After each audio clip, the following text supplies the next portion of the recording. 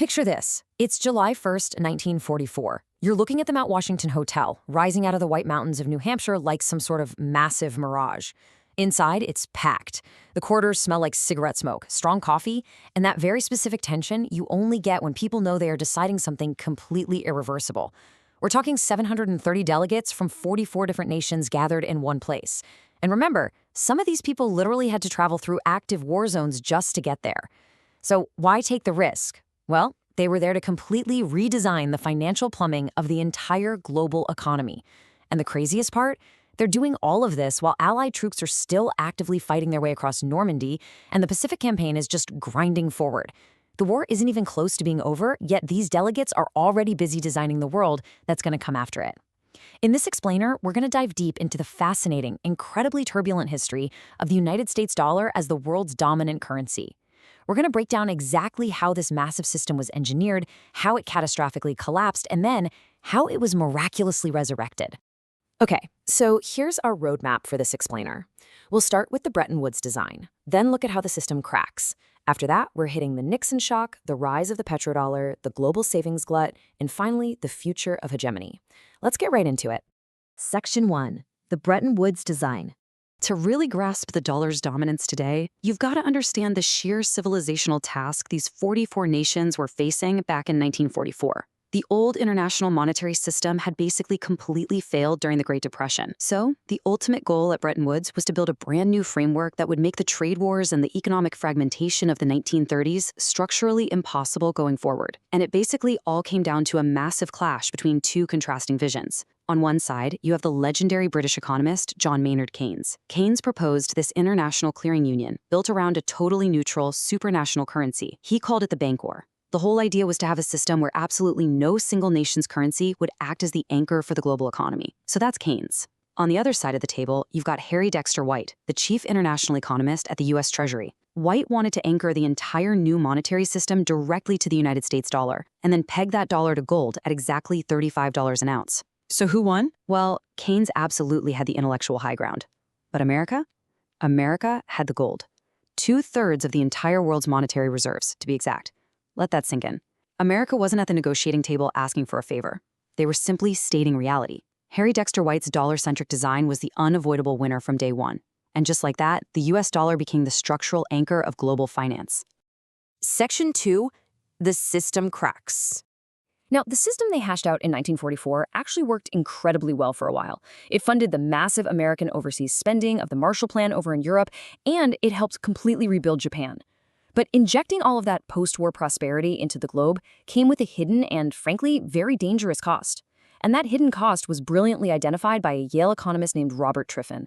It's known today as the Triffin dilemma. Basically, it's a massive inherent paradox. Here's how it works. For the global economy to keep growing, it desperately needed a constant, massive supply of dollars to act as the basic lubricant for international trade. But how exactly does the United States supply all those dollars to the world? By running persistent balance of payments deficits. By sending all these dollars overseas to keep the world's economic plumbing running, the US was essentially handing out millions of paper claims on its physical gold. And you can see where this is going, right? As those foreign dollar holdings grew larger and larger, the global confidence that the US could actually convert all those dollars back into gold just completely evaporated. Supplying the world with dollars was a fatal flaw built right into the system, and it risked a massive apocalyptic run on Fort Knox. The math problem here was pretty simple, but absolutely terrifying if you were a US official. Think about this. Back in 1949, US gold reserves stood at around $22 billion. By 1971, that number had absolutely plummeted to just $10 billion. More than half of the country's physical gold was just gone. And meanwhile, the sheer volume of paper dollars held by foreign central banks had rapidly expanded to roughly 4 times the value of the gold the US actually had left. The math was totally unambiguous at this point. If foreign nations ever decided to collectively knock on the door and ask for their gold, America literally could not deliver. The theoretical collapse of the entire Bretton Woods system wasn't just a theory anymore. It had become mathematically real. Section 3. The Nixon shock. By the time we hit the early 1970s, things are getting incredibly messy.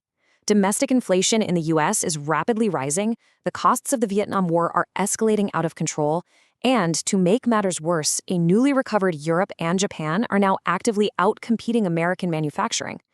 The pressure cooking inside this financial system had officially reached a breaking point. And honestly, U.S. Treasury Secretary John Connally perfectly captured the whole American mindset at the time with this quote.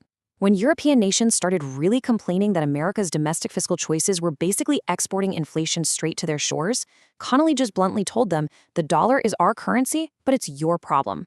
That is a wild thing to say, right? But it shows exactly how things operated. When it finally came down to choosing between maintaining international financial stability for the rest of the world or prioritizing domestic obligations at home, the United States chose itself. The whole promise of gold convertibility had become a total fiction, and the Nixon administration decided it was finally time to drop the act. The actual unraveling of the system happened astonishingly fast. On a Sunday evening in August of 1971, President Nixon got on television and shocked the entire world by unilaterally suspending the dollar's convertibility into gold. In less than 20 minutes of airtime, a 27-year-old global financial order just dissolved. It was gone. By 1973, various desperate attempts to patch the old system back together had completely failed, and major global currencies just began floating freely against one another. This ushered in a really brutal decade of stagflation, which is that nasty combination of high inflation and high unemployment. Finally, we get to 1979, and Federal Reserve Chairman Paul Volcker steps in. He initiated a brutal shock to the system, hiking interest rates to an eye-watering 20% just to crush the inflation that had been running rampant. It triggered a severe economic recession, but you know what? It worked. The inflation broke. But the old gold-backed version of the US dollar was truly officially dead. Section 4. Rise of the petrodollar. Now, if you're following the logic here, the death of gold convertibility really should have marked the definitive end of dollar supremacy. But here is the massive plot twist of the 20th century. The dollar didn't die at all. Instead, it was completely resurrected on entirely new foundations through a genuinely brilliant piece of geopolitical maneuvering. Back in the 1970s, the U.S. managed to strike a very quiet, informal arrangement with Saudi Arabia. The Saudis agreed to price all of their oil exclusively in U.S. dollars. Now, because literally every industrial nation on planet Earth needs oil to function, all those countries suddenly found themselves with a structural, completely unavoidable need to hold on to U.S. dollars just to pay their daily energy bills. And what exactly did the Saudis do with the massive, overflowing surplus of dollars they were suddenly making? They turned around and invested them right back into U.S. Treasury securities, effectively funding the U.S. government, in exchange for American military equipment and sweeping security guarantees. It was a masterstroke. Oil and global debt seamlessly replaced physical gold as the system's new anchor. Section 5. The Global Savings Glut. Fast forward a bit as we enter the 1990s and the 2000s. The Cold War is officially over, and the world steps into this wild new era of rapid, hypercharged financial globalization. Open capital markets end up transforming the dollar from being just a standard reserve currency into the literal core infrastructure of global capitalism itself. Here's how that shift happened. After the devastating Asian financial crisis in the late 90s, emerging economies around the world learned one very brutal, unforgettable lesson. Whatever you do, never, ever run out of dollars during a financial panic. Having seen firsthand what actually happens when foreign capital just suddenly flees your borders overnight, these massive export-led economies began systematically hoarding gigantic piles of dollar reserves as a form of national self-insurance. It's basically financial PTSD. And where did they park all these billions of reserves? In the safest, deepest, most liquid market available on Earth, U.S. Treasury securities. Now, this incredible, endless demand for U.S. debt from overseas kept American borrowing costs artificially super low. And that in turn funded even more cheap borrowing for American consumers who used that cheap debt to buy even more Asian exports. It became this perfect, almost unbreakable structural loop.